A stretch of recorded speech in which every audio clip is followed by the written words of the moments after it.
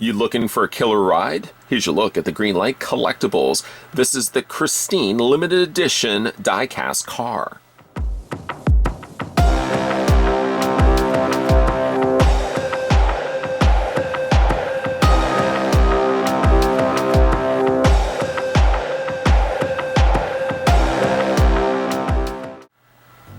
This is a limited edition 1/24 scale 1958 Plymouth Fury as seen in the 1983 film Christine. This is also the evil version collectible car from the folks over at Greenlight Collectibles.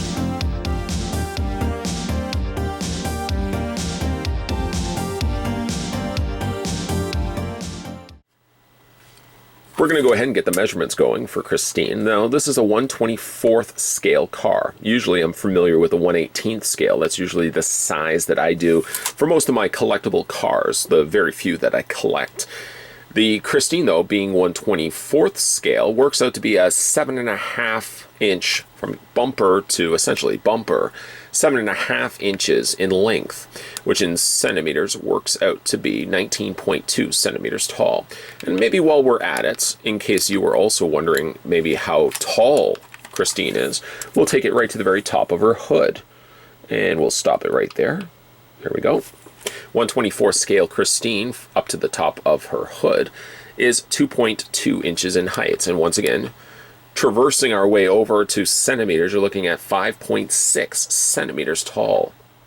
During one of my recent trips to Toys R Us, I was actually looking for something else, and this was on the end cap, end display, I should say, of the shelf. I wasn't really even expecting to find it. I didn't even realize that they had released some additional die-cast cars of film and television. Now, I've always been a big fan of Christine, loving the original 1983 flick.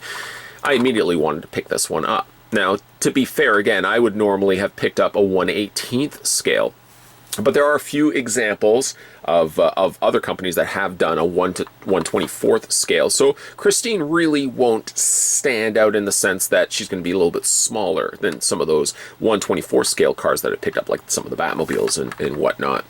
Now, this being the evil version of Christine, you'll see one of the obvious big dead set giveaways is the fact that she has the tinted black windshields. So one of the workaways for them to be able to drive the car and it look as if she has no one inside the driver's seat.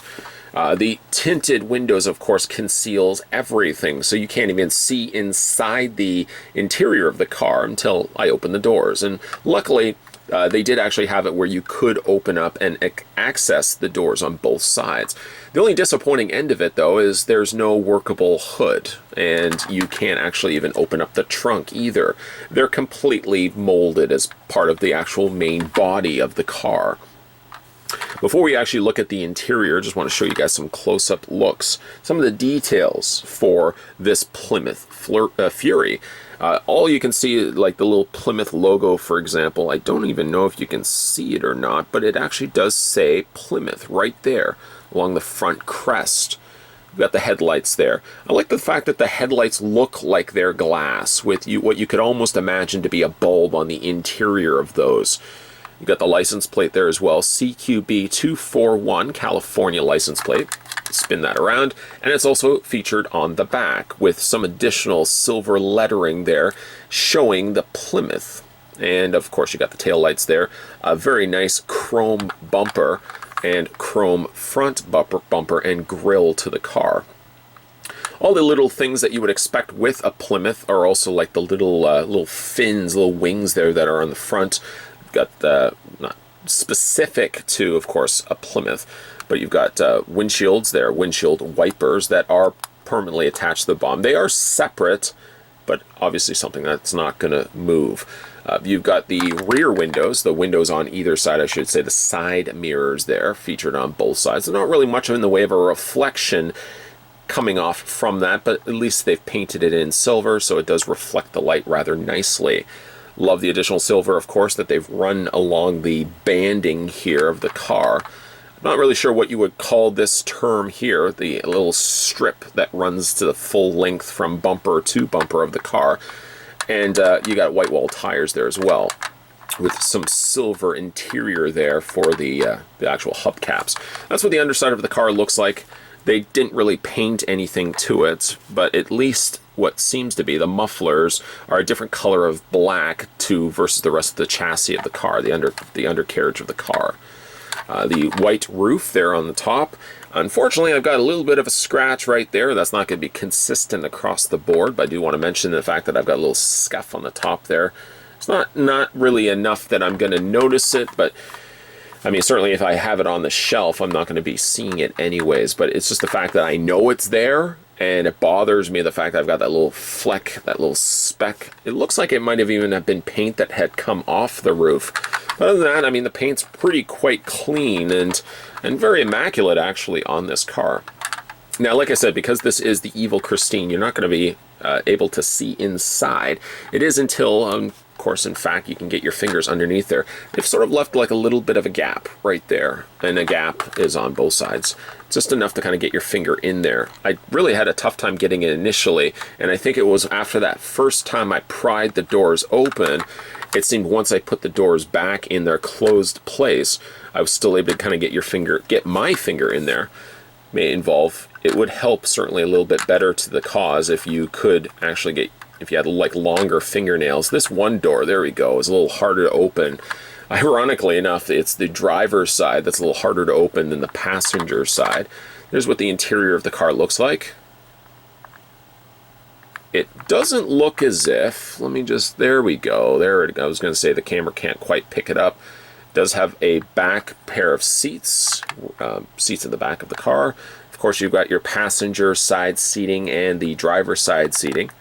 And they've even painted in things like the radio, which plays obviously a pivotal role in the film, because that's kind of the way that Christine communicates, is via radio, via song, kind of in a very scary and eerie sort of way.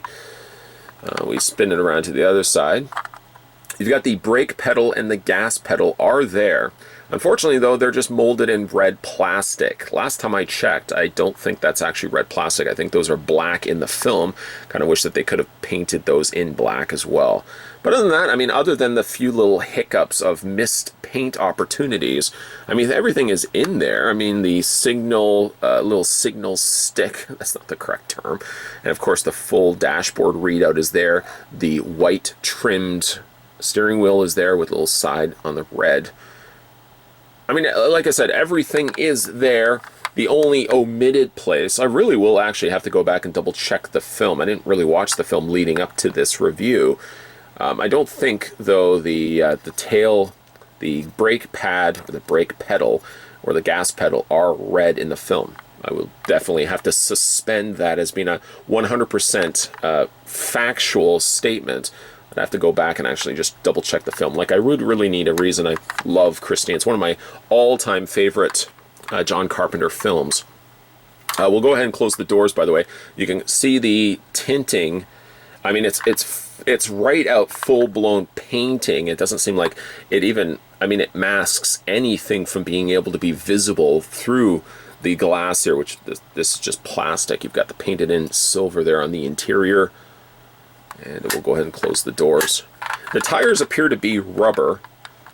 Of course, the hubcaps there are plastic. And just in closing thoughts, of course, Christine does roll quite rather easily. To my knowledge, they don't have a second version available of this. Now, I think companies like, for example, Joyride had done a 1/18th scale version of Christine, and they had done one where it was like the dirty Christine, where you could see just like the dirt and, you know, just the paint chipping and stuff like that when the car was initially bought, and then there was the evil version. To my knowledge, I think Greenlight has only just outright released the evil version. I think really, ultimately, it boils down to how you prefer your Christine. I kind of really almost more envision always Christine as just kind of barreling down the road, plowing through any one of the bullies that had wronged and damaged her at one point. Again, this is kind of like the perfect looking Christine for me. Really, again, of all places, surprised to find it at my local Toys R Us. I really wasn't going in there with the intent of walking away with Christine, but kind of like the film would play out as well. This is sort of a gift that has landed on my lap. I hope I don't become obsessed and slightly kind of possessed and evil the longer in which I've owned Christine in my collection. Christine is one of my all-time favorite John Carpenter films, right up there with The Thing and the original Halloween. In fact, actually, the first introduction I had to Christine was not obviously in the theater, because I would have only been about 5 when the movie first came out. No, in fact, the first time I watched Christine and the subsequent repeated viewings actually came about on weekend afternoon movies. Flipping through the channels, I came often to find Christine seemed to be a go-to film for something that stations wanted to put on in the afternoon. I guess really short of the censoring of the coarse language was really the big problem with this being a film that you could air on TV. There's very little in the way of gore. I mean, Christine doesn't really do a whole lot of gory damage to some of her victims, so again, it's a great candidate for an afternoon movie. Up to that point, that was my only introduction to Christine, and then subsequent watchings later, it became one of my all-time favorites. There's something about possessed vehicle movies that it feels so gravitated towards, except for Maximum Overdrive. You'll have to excuse me, I'm not a big fan of Maximum Overdrive, but Duel and Christine and even Car were some of my all-time favorites. It's really cool to see that Greenlight Collectibles has released a 1/24 scale of evil Christine here. Normally, I am someone that usually collects 1/18 scale, just because that's always what I've been collecting for the other cars in my collection, but I have ventured into the realm of 1/24 scale as well, so I don't think Christine's going to stand out like a sore thumb. She's not going to be able to fit well with the 1/18 scale for obvious reasons, but at the very least, I'll be able to put her with some of my Batmobiles and some of the other cars that I have that are of this scale. Of all things, again, I was able to find this at Toys R Us. Of all places. I really wasn't expecting to find this at Toys R Us. They actually had put out a whole bunch of Greenlight collectible pieces. I think some of the other cars didn't really catch my attention as much as Christine did, but I immediately picked this one up when I saw it. It's limited edition. I don't really know how much of a limited edition this is, but I will say, if you guys are interested in picking this one up right now, it will be available at Toys R Us, at least the Toys R Us that I went to. Today we were having a look at the original 1983, even though this car isn't from 1983. We're looking at the 1958 Plymouth Fury from the 1983 film Christine, one of my all-time favorites. Now, if they can only do a dual truck, that's probably going to be requiring a little bit larger packaging than the one we're looking at right here. If you guys haven't had a chance yet to hit that little subscribe button down below, it's in the bottom right-hand corner of the screen, that little red square, or you can also find the subscription link in the video description down below. Also, let me know what you guys think of the 1983 film Christine, or if you can think of any other possessed car or possessed vehicle films. Have they ever really had a possessed boat film? Okay, that might be a little cheesy. But let me know down below, guys, some of the other possessed vehicle movies that you guys can think of. And also let me know what you guys think of the new Greenlight Collectibles Christine die-cast car that we had to look at in this review. Stay tuned, guys, because we're going to have a lot more videos coming your way. Maybe not necessarily die-cast cars. You never know. We may still have some die-cast car reviews up my sleeve. That would be quite a heavy sleeve. But stay tuned, guys, because there's going to be a whole lot of videos coming soon to this channel. So stay tuned for those. Thanks for watching, guys, and I'll see you guys next time.